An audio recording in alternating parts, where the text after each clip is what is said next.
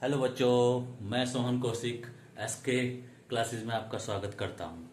बच्चों, कक्षा 10 आज हम कक्षा 10 के बारे कक्षा 10 की जो पहला चैप्टर है वास्तविक संख्याएं उसके बारे में अध्ययन करेंगे। बच्चों देखो बच्चों, सबसे पहले तो हमें वास्तविक संख्याओं के बारे में जानकारी होनी चाहिए कि वास्तविक संख्या होती क्या है।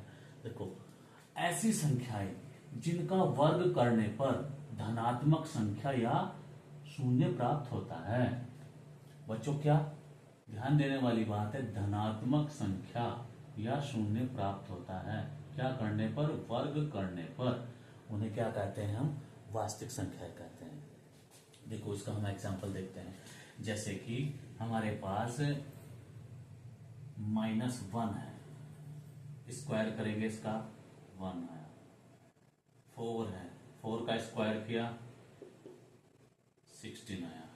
√2 का स्क्वायर करेंगे 2 आएगा। तो बच्चों, 0 है, 0 का स्क्वायर करेंगे हम 0 आएगा। देखो बच्चों, माइनस वाली जो संख्या है उसका वर्ग किया तो प्लस आया, अंडर रूट वाली संख्या है उसका वर्ग किया प्लस आया, 0 का वर्ग किया प्लस आया, यानी कि 0 आई, 0 प्राप्त हुई। तो ऐसे ही बच्चों, यदि हम -5 का -5 अंडर रूट इसका स्क्वायर करते हैं तो हमें क्या प्राप्त होता है? -5 प्राप्त होता है, जो कि वास्तविक संख्या नहीं है। इसको क्या बोलते हैं? काल्पनिक संख्या बोलते हैं। अब देखो, यदि हम इसको ऐसे कर दें -√5 का स्क्वायर, ये हमें प्राप्त हो जाएगा 5, माइनस प्लस के 5 प्राप्त हो जाएगा। तो ये क्या हो गया? ये वास्तविक संख्या में नहीं आएगी। ये भी वास्तविक संख्या, ये भी वास्तविक, ये भी वास्तविक, ये भी, ये भी। तो बच्चों, वास्तविक संख्या का कॉन्सेप्ट क्लियर हो चुका होगा। अब देखो बच्चों, इसके बाद इसको यहां से हम साफ कर देंगे। देखो बच्चों, जो हमारी अंक गणित की आधारभूत प्रमेय है, कौन सी है? प्रत्येक भाज्य संख्या को अभाज्य संख्याओं के एक गुणनफल के रूप में व्यक्त किया जा सकता है तथा यह गुणनखंडन अभाज्य गुणनखंडों के आने वाले क्रम के बिना अद्वितीय होता है। देखो बच्चों, इसमें जो जो शब्द आए हैं, भाज्य, भाज्य संख्या किसे कहते हैं? जो स्वयं से, एक से और किसी अन्य संख्या से विभाजित हो जाती है, उसे क्या कहते हैं? भाज्य संख्या कहते हैं। और जो अभाज्य संख्या होती है वो क्या होती है? बच्चों, वह केवल स्वयं और एक से ही विभाजित होती है, अन्य संख्याओं से वो विभाजित नहीं होती, उसे क्या कहते हैं? अभाज्य संख्या कहते हैं। देखो बच्चों, अब हम शुरुआत करते हैं अपनी प्रश्नावली 1.1 की। इसमें क्या है बच्चों? निम्नलिखित संख्याओं को अभाज्य गुणनखंडों के रूप में व्यक्त कीजिए। यानी कि हमें ये संख्याएं दी गई है, भाज्य संख्याएं दी गई हैं, इन्हें हमें क्या करना है? अभाज्य गुणनखंडों के रूप में व्यक्त करना है। देखो बच्चों, 140 है, 140 के हम क्या करेंगे? अभाज्य गुणनखंड करेंगे। कैसे बच्चों? देखो बच्चों, ये हमें ध्यान रखना है कि यदि लास्ट में 0 आए तो उसको हम पहले 2 से विभाजित करेंगे, 2 से संख्या वो डिवाइड हो जाएगी। देखो, 2 सत्ते 14, 0, 2 से फिर भाग किया, 2 तिया 6, 1 बचा, 2 पंजे 10। अब देखो, ये 2 से विभाजित नहीं होगी तो इसको हम 5 से भाग करके देख लें, 5 सत्ते 35, फिर 7 7। बच्चों, लास्ट में 1 आना अनिवार्य है। अब देखो बच्चों, इसके अभाज्य गुणनखंड क्या हो गए? 140।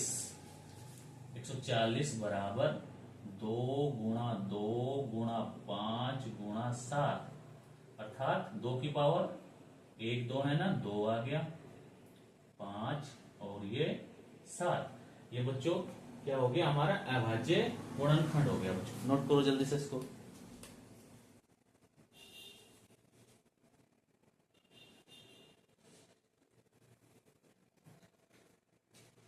हाँ बच्चों, इसके बाद हमारा सवाल नंबर जो सेकंड है क्या है बच्चों, 156 है। 156 के भी हम क्या करेंगे, अभाज्य गुणनखंड करेंगे। बच्चों जो ये गुणनखंड करने की विधि है ये बहुत आसान होती है। ये भाग जो हम भाग करते हैं ना उसका विपरीत होती है। यहाँ केवल हम देखो, यहाँ हम लिखते हैं जो उत्तर आता है ना, भागफल आता है वो लिखते हैं, और बाकी जैसे कि मैं बताता हूं, जैसे कि हमने 2 से भाग किया 170 को कर लिया मान लो। अब देखो 2 अठे 16, 7 में से 6 गया 1 0, 2 पंजे 10। बच्चों क्या होता है, जो ये वाली प्रक्रिया है ये वाली हम मन मन में करते हैं, ठीक है। और यहाँ पर जो आता है ये डायरेक्ट जो हमारा भागफल होता है वो आता है। क्लियर है बच्चों। अब देखो 156 लास्ट में कितना है, 6 है। मैंने बताया था कि लास्ट में यदि अगर 0 2 4 6 8 सम संख्याएं आ जाए तो वो सम संख्या से ही विभाजित होगी। देखो जैसे कि इसको 2 से भाग कर लीजिए आप, 2 सत्ते 14, 1 2 अट्ठे 16, 2 तिया 6, 2 नम 18। बच्चों भी 2 से डिवाइड नहीं होगा क्योंकि लास्ट में क्या आ गई, विषम संख्या आ गई, तो इसको हम 3 से डिवाइड करेंगे। 3 एकम 3, 3 तिया 9 और 13 एकम 13, लास्ट में 1 आ गया ना। तो 156 के जो अभाज्य गुणनखंड हो गए, क्या क्या हो गए बच्चों, लिखेंगे हम 2 गुणा 2 गुणा 3 गुणा 13। तो बच्चों 2 कितनी बार आया है, 2 बार है ना, तो 2 की पावर 2 गुणा 3 गुणा 13। ये बच्चों क्या आगे, अभाज्य गुणनखंड आगे। इसके बाद आता है हमारा ये 38 25, 3825। ये वाला हम साफ कर देंगे बच्चों, ये समझ आ गया होगा आपकी। चलो बच्चों ध्यान देंगे, इधर इधर ध्यान दीजिए। देखो 38 25 है हमारा ये, 38 25 लास्ट में क्या है, विषम संख्या है 5 है, तो ये 2 से विभाजित नहीं होगी। तो इसको हम क्या करना होगा, इसको हम 3 से देखेंगे पहले डिवाइड करके, 3 से नहीं होता तो 5 से देखेंगे, 5 से नहीं होता 7 से देखेंगे। देखो 3 से देखते हैं, प्रयास करते हैं। 3 एकम 3, 3 दूनी 6 और 3 सतह 21, 3 पंजे 15। देखो बच्चों इसको चेक करने का तरीका यही होता है कि हमारा सही है सर, इसकी और उसकी मल्टीप्लाई कीजिए, ये आना चाहिए। 3 पंजे 15, 3 सतह 21 22, 3 दूनी 6 2 8, 3 एकम 3, यानी कि हम सही है। अब देखो इसको फिर 3 से देख लो, 3 चौक 12, 3 दूनी 6, 1 बचा है, 3 पंजे 15। फिर 3 से देख लेते हैं, 3 एकम 3, कितना बचा, 3 चौक 12, 5 बच गया बच्चों। इसका मतलब ये 3 से डिवाइड नहीं होगा। तो हम क्या करेंगे इसको बच्चों, फिर डिवाइड करेंगे इसको हम किससे, 5 से देखेंगे। किससे देखेंगे, 5 से।